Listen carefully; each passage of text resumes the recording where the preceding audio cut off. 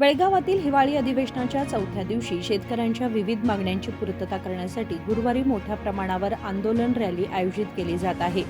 चुन्नप्पा पुजारी आणि शशिकांत गुरुजी यांच्या नेतृत्वाखाली हे मोठे आंदोलन सुरू झाले असून अलारवाड बायपास येथे काही वेळात आंदोलन सुरू होणार आहे.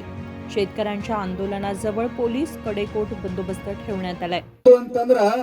31 ಜಿಲ್ಲೆಗಳೊಳಗೆ ಯಾವುದೇ ಒಬ್ಬ ರೈತ ಕಣ್ಣೀರ್ ಹಾಕುವಂತ ಸಂದರ್ಭ ಬಂದಾಗ ನಾವು 31 ಜಿಲ್ಲೆಯವರು ಕಣ್ಣೀರ್ ಹಾಕಿದಂಗ ನಾವೆಲ್ಲ ಒಕ್ಕಟ್ಟಾಗಿ ನಿಮ್ ಜೊತೆ ಇರ್ತೀವಿ ನಾವು ಮಾತು ಕೊಡ್ತೀವಿ. ಸಂದರ್ಭ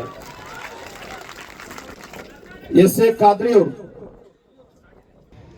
ಎಲ್ಲ ನೀರಾವರಿ ಇವತ್ತು ಏನು ರಾಜ್ಯದಲ್ಲಿ ಎಲ್ಲ ನೀರಾವರಿ ಯೋಜನೆಗಳು ಜಾರಿ ಆಗಬೇಕು, ಮತ್ತು ಅದೇ ರೀತಿಯಾಗಿ ರೈತರ ಸಂಪೂರ್ಣ ಸಾಲ ಮನ್ನಾ ಆಗಬೇಕು, ಸಾಲ ವಸೂಲಾತಿ ಪ್ರಕ್ರಿಯೆ ನಿಲ್ಲಬೇಕು, ಹಾಲಿಗೆ ಒಂದು 100 ರೂಪಾಯಿ ಸಿಗಬೇಕು, ಕರೆಂಟ ಇವತ್ತೇನು ಹಗಲಿ 12 ತಾಸು ತಪ್ಪಿಸಿಕೊಡ್ಬೇಕು, ಅಕ್ರಮ ಸಕ್ರಮನ ತಕ್ಷಣ ಮುಂದುವರಿಸಬೇಕು.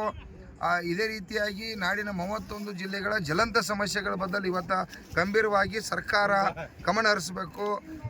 ಸರ್ಕಾರದ ಜವಾಬ್ದಾರಿ ಎತ್ತಿ, ಯಾಕಂದ್ರೆ ಈ ಚಳಿಗಾಲ ಅಧಿವೇಶನ ಇದು ರೈತರ ಅಧಿವೇಶನ ಆಗಬೇಕು.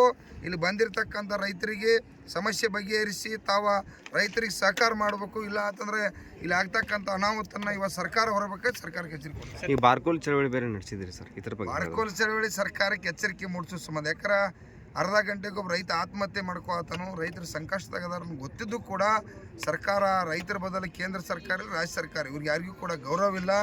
ಯಾಕಂದ್ರೆ ನಾವೆಲ್ಲ ಬಹುಸಂಖ್ಯಾತರಿದ್ದು ಇವತ್ತು ಆತ್ಮಹತ್ಯೆ ಮಾಡ್ಕೊಂಡ್ರೆ ಸರ್ಕಾರಕ್ಕೆ ಶೋಭೆ ಅಲ್ಲ. ಅದರ ಸಂಬಂಧ ಬಾರ್ಕೋಲ್ ತೊಗೊಂಬಂದು ಇನ್ನರೇ ಆಗುವತ್ತಕ್ಕೆ ರಿಪೇರಿ ಆಗಿ ಸುಧಾರಣೆ ಆಗ್ರಿ ಅನ್ನೋಂಥ ಇವು.